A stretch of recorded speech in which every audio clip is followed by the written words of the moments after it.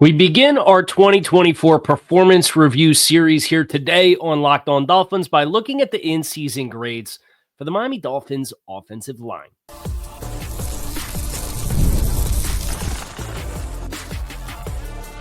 You are Locked On Dolphins, your daily Miami Dolphins podcast, part of the Locked On Podcast Network, your team every day. All right, Miami, welcome to another episode of Locked On Dolphins. It is your team every day here on the Locked On Network. I'm your host, Kyle Krabs, a lifelong Miami Dolphins fan, host of Locked On Dolphins, co-host of Locked On NFL Scouting, author of Touchdown Miami on Substack, and the NFL draft lead for the 33rd team. I want to give a special shout out and welcome to our everydayers because it is your team every day. We don't just say it, we live it here on the Locked On Network. Today's episode of Locked On Dolphins is brought to you by Prize Picks. Go to prizepicks.com/LockedOnNFL and use code in all lowercase LockedOnNFL to win $50 instantly when you play $5. And oh boy, I feel like Mickey Mouse. Oh boy. Offensive line performance review. And if you're going to comment and say, they stink, I hear you. But please don't, because that's not the spirit of the show. The show is looking at individual performers, their grades within the season, why they graded the way that they did. I graded every snap on a point scale from +2 to -2 on every rep for every player, for every play, the entire season. And I got some really cool data out of it, and I wanted to share some of it with you. This is the kind of stuff that's been going up over on Touchdown Miami throughout the course of the season, along with some film review stuff off of it. But I have the game-by-game grades for the offensive line throughout the course of the season. And what I want to do is I want to walk through the offensive tackle room and then the interior offensive line and look at the grade trends for those players. Who's going to be here? Who's not going to be here? What you're losing? And look at, why players graded the way that they did. So if you're watching on YouTube, you'll have a chance to see some visual aids that's going to help with as far as the grading of the offensive tackles this season. So I want to start with looking at the offensive tackle group because I think that is, other than Aaron Brewer at center, where the silver linings exist, if you will. So what I'm going to do is I'm going to share my screen for those of you who are watching. And if you're just listening and you're an audio listener, it's no worries. We're going to talk through all of this as well. But I have my grades up. And it's color-coded. You could see where there's good performances and where there's bad performances. And who's consistently in green means these are players that were consistently performing above expectation on a game-by-game basis with what they were asked to do. It's not designed to unveil flaws within how limiting the scheme is or what the play designs are or what the front structure is for the defense or if they're rolling the safety down so you got 4 strong is unblocked on a front side run play and you can't block them, right? Like that responsibility becomes the back. But what you very immediately see is that the areas in which the Dolphins have chosen to invest in players, you actually see a decent amount of green as far as Terron Armstead signed a 5-year, $75 million contract. And my performance review of Terron Armstead would be this. As healthy as he's been in his 3 seasons with the Miami Dolphins, moved better until Cleveland than he has moved all season or his entire Dolphins career. I thought he was a better player playing in space. I thought he did better creating movement at the point of attack. He obviously, as a pass protector, has been a top shelf, A1 top flight pass protector in the NFL since long before he arrived in Miami. And none of that changes. But you can see his isolated individual execution of assignment up until the Houston game.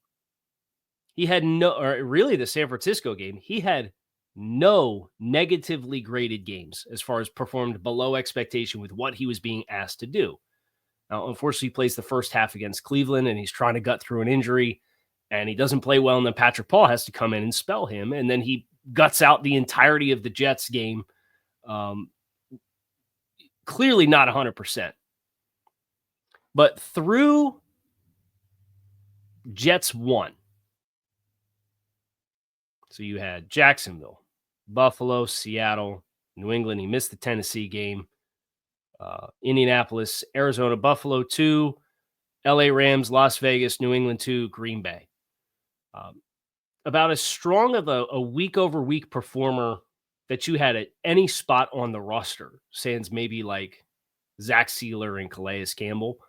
And this stretch of play for Terron was outstanding ball. And it was in ways in which he had not necessarily shown, especially considering he got hurt week 1 in 2022 and had to play the whole year through a toe issue, right? The challenge, of course, with Terron is not the caliber of play. It's these instances like this Houston game in a must-win situation, and he can't go.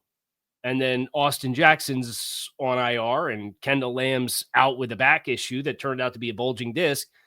And the player who got pulled into play for him was Jackson Carman, who in his lone performance this season was the worst individually graded offensive line performance of the year. But I even look at here's where I find a little bit of solace about what the offensive line outlook is going to look like. There should be no question about who Austin Jackson is anymore.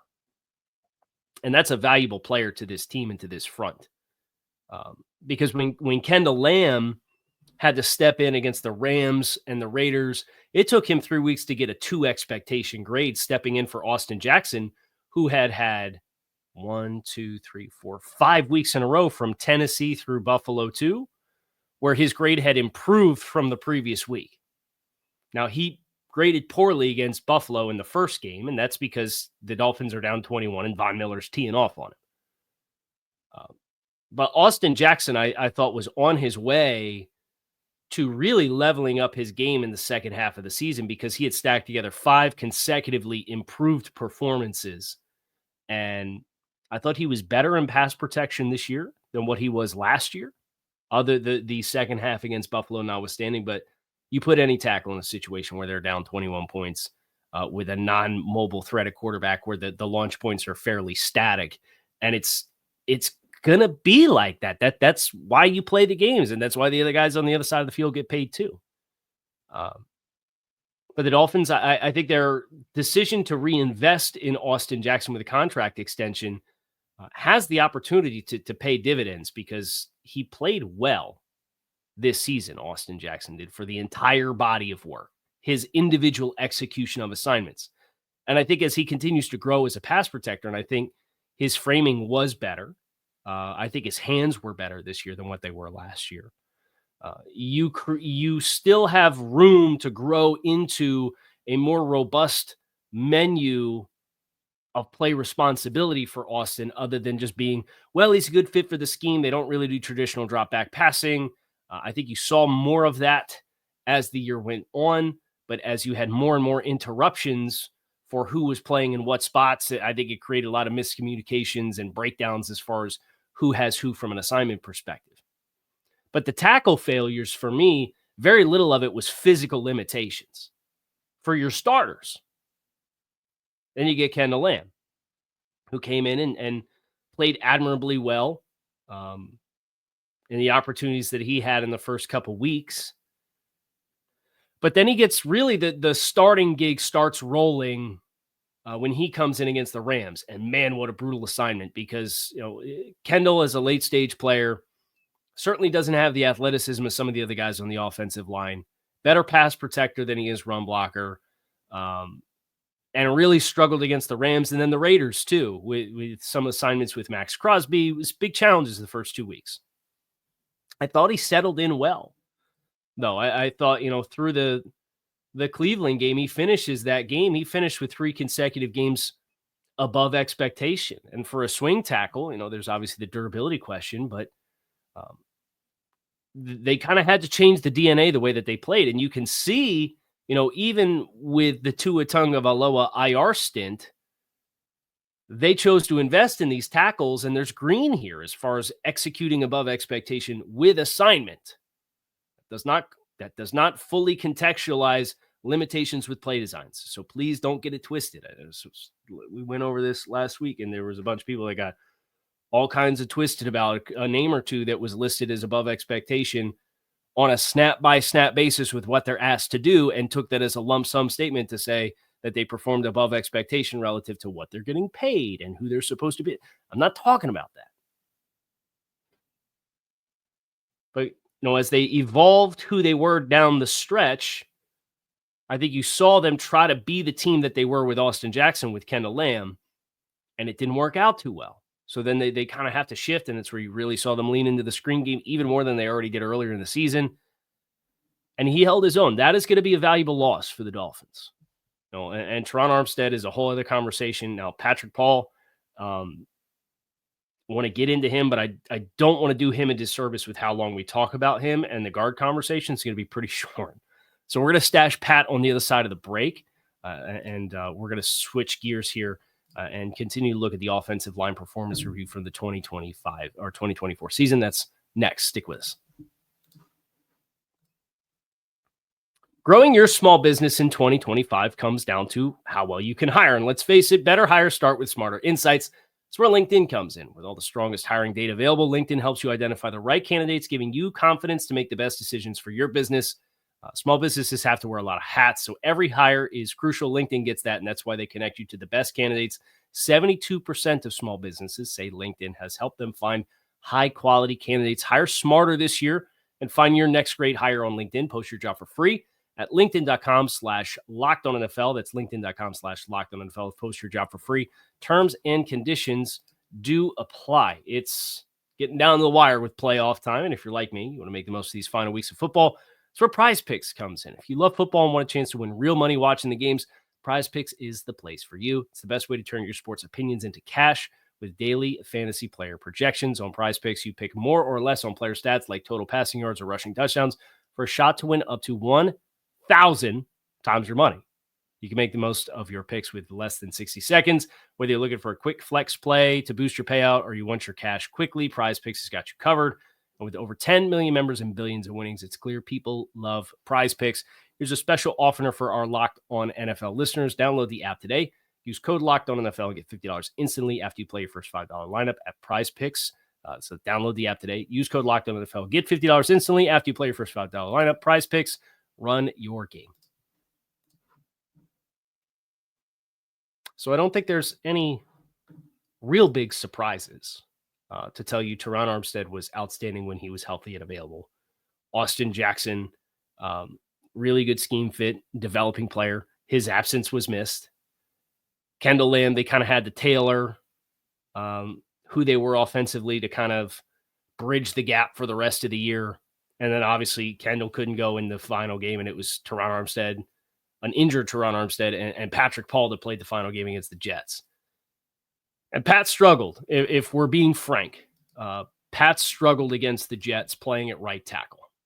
And I think where I find my performance review of Patrick Paul is I would say he outperformed my expectations relative to my pre-draft impressions and understanding of who Patrick Paul was as a player.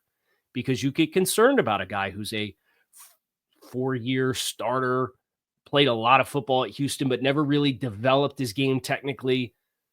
Those kinds of things aren't quantified in the grade for Patrick Paul. And from an assignment-based perspective, he had Tennessee was an under expectation grade. The New England 2 game was an under expectation grade, and the Jets 2 grade was an under expectation grade. He had 3 games above expectation in isolation, and that was the second half against Cleveland. I thought a lot of the miscues and pressures are 3-man slides where he's coming through the B gap and Pat's setting outside and the guard's late to come over and help him protect the B gap. So I know there was a lot of focus on Patrick Paul and his performance in the second half against Cleveland. But I thought more of the miscues there felt like they were being on the same page, and Robert Jones getting off of a 1 or a 2 that's going away to further isolate Myles Garrett against Patrick Paul. And you got to get the guard over there to help because the other defensive lineman's going away and the center's turning this way. So you got to protect the B gap, and we're too committed to the A gap. So things like that, where I think things that kind of the TV copy or the first impression without really sitting down and looking at what is the protection call, I think painted a little bit of a different picture there for me with Patrick Paul. But Jets 1 grade, thought he performed well. That was his highest graded game of the season, was the first Jets game, and he was your second best offensive lineman against Houston. And I know that doesn't say a ton because you had 2 of your worst 5 performances at any position for the entirety of the season came on the offensive line against Houston. But if you look at just performance versus expectation, I think Patrick Paul showed the ups and downs of what you were expecting you were going to get. I was expecting more lows.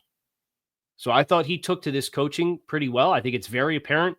He's got a lot longer to go to bridge the gap to Terron Armstead. I think he's got a long way to go before he'd be considered a viable option at right tackle. But he's a career left tackle, and I would want to keep him on the left side. But he did well with engulfing people at the point of attack. Now, the execution of assignments weren't always right, and sometimes that takes reps, and you're into the lineup, you're out of the lineup. You play 2 weeks against Seattle and Tennessee. We don't see you for a month. You have a cameo appearance against the Raiders, and or against the Rams, and then you don't play against the Raiders, and then you're back in against New England, and you really struggle in that game. And then you kind of keep your head above water, where you stack together 4 really strong performances when you consider the ups and the downs, and what the not grading expectation was, but the draft expectation was for Patrick Paul. The fact that he graded 2 expectation or above against Green Bay, Jets 1, Houston, and then Cleveland, for me is a really nice end of season stretch at left tackle. And then he plays right tackle and the wheels fall off the bus. So for Patrick Paul, it's a player I'm encouraged by, even though the grade is not a glowing grade as far as like the 2 expectation per play was just marginally below expectation for the entire body of work that he had.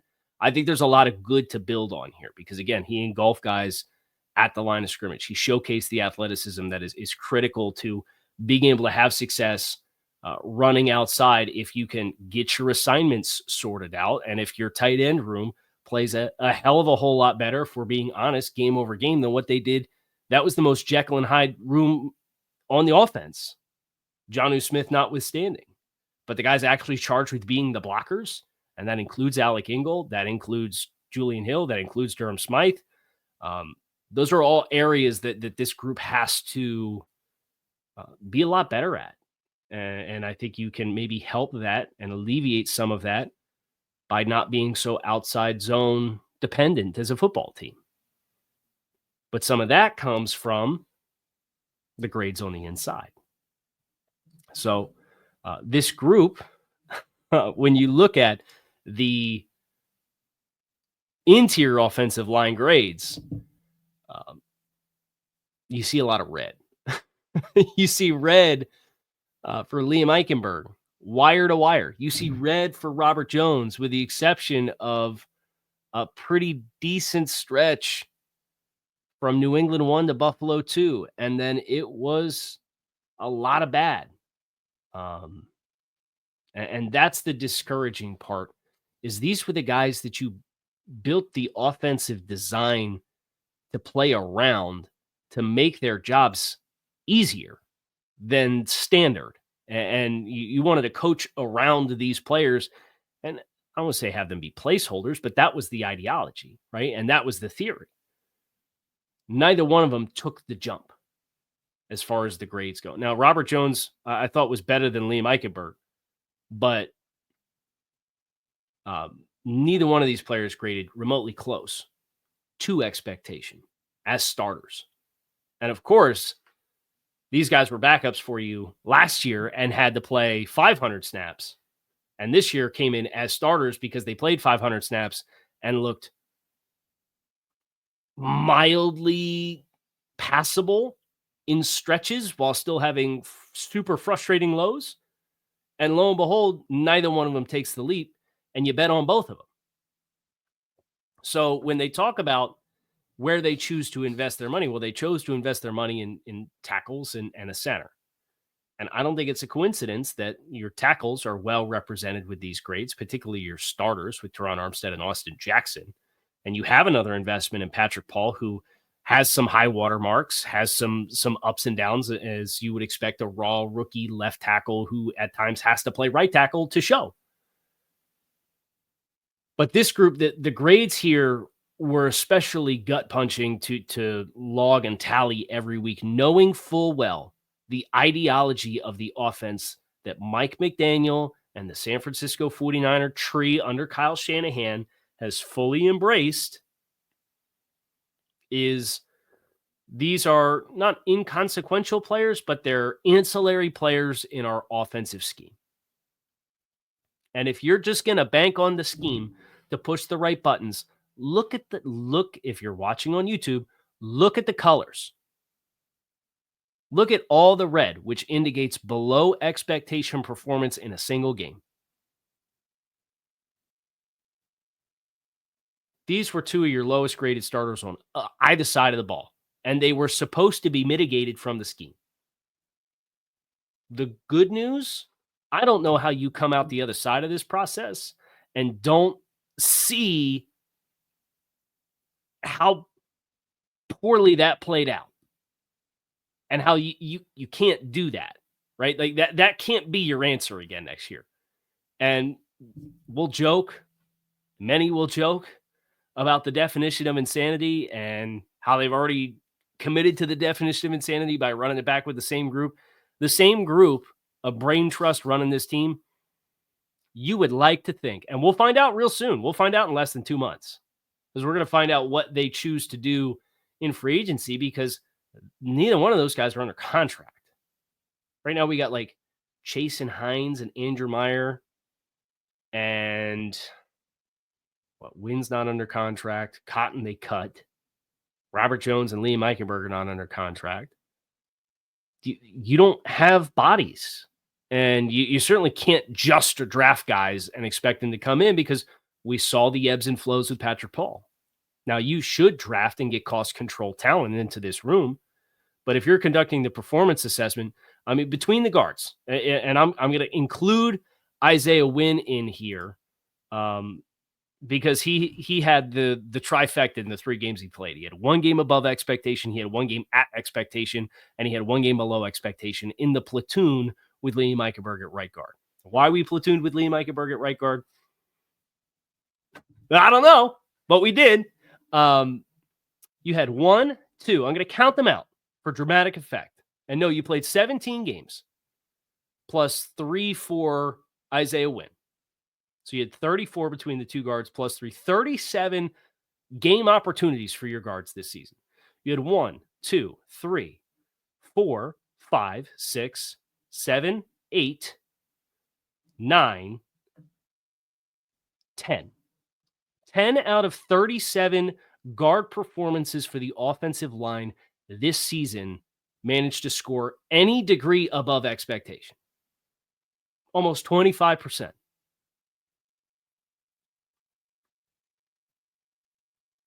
And this is the scheme working around these guys?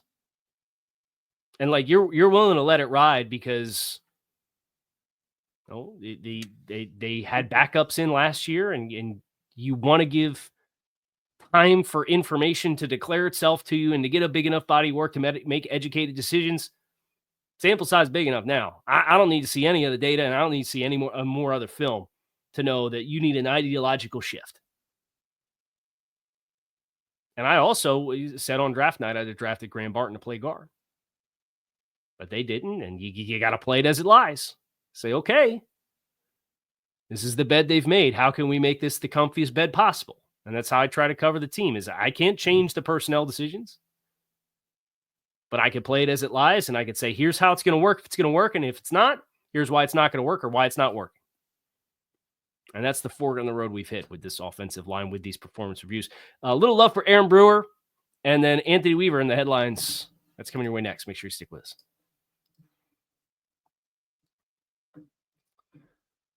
For the first whistle of the final drive, FanDuel makes the NFL playoffs even more exciting, right now, new customers can bet $5 and get $300 in bonus bets. If you win your first bet, that's $300 to keep the action going. The FanDuel app is easy to navigate. There's a variety of bets to keep every game exciting.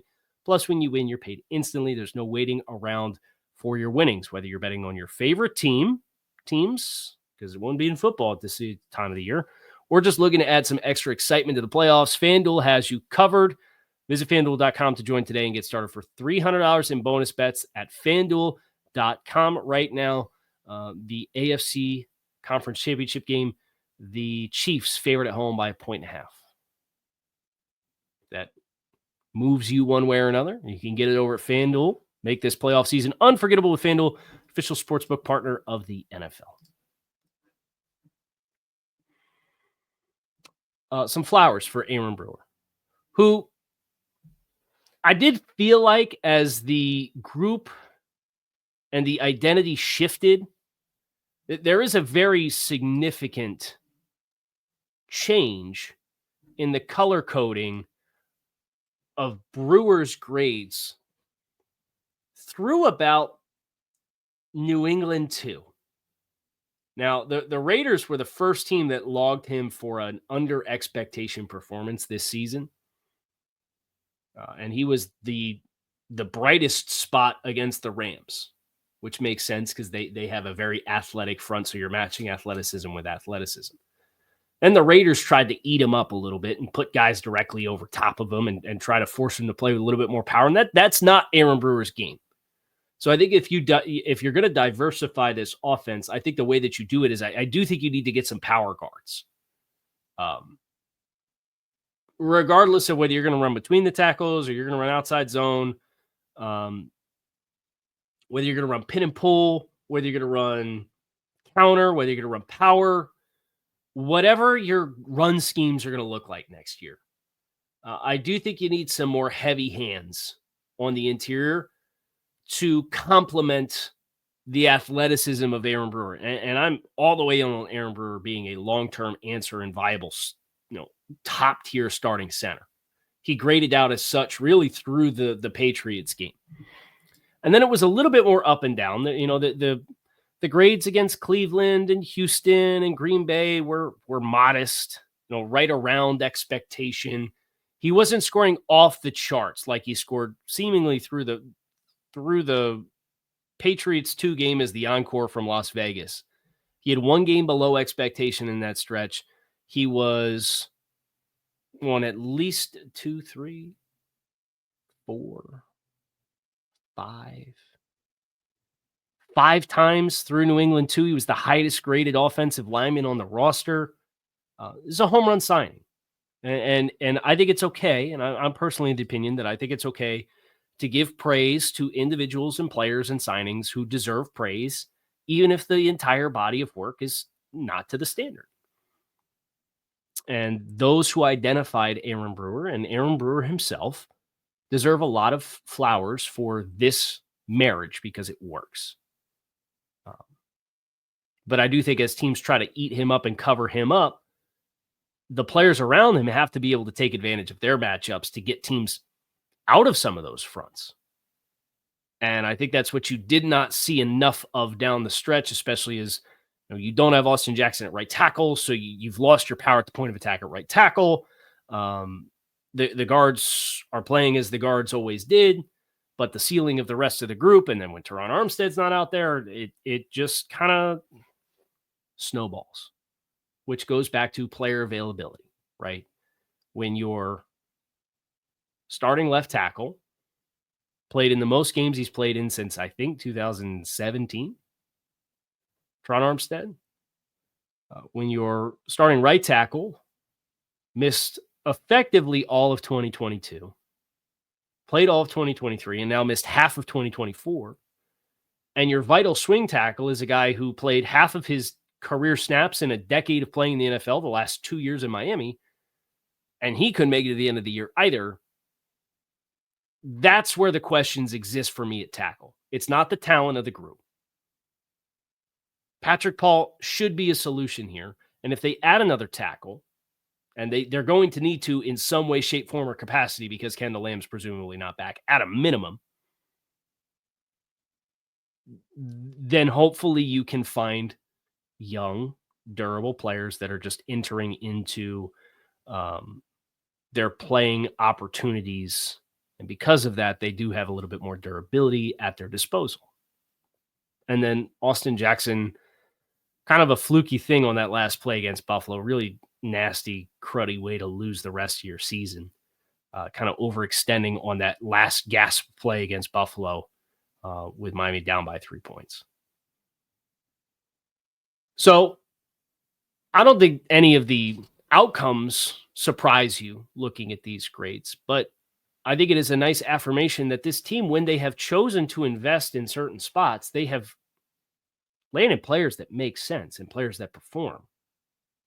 I think the biggest issue is the philosophy, not necessarily the talent.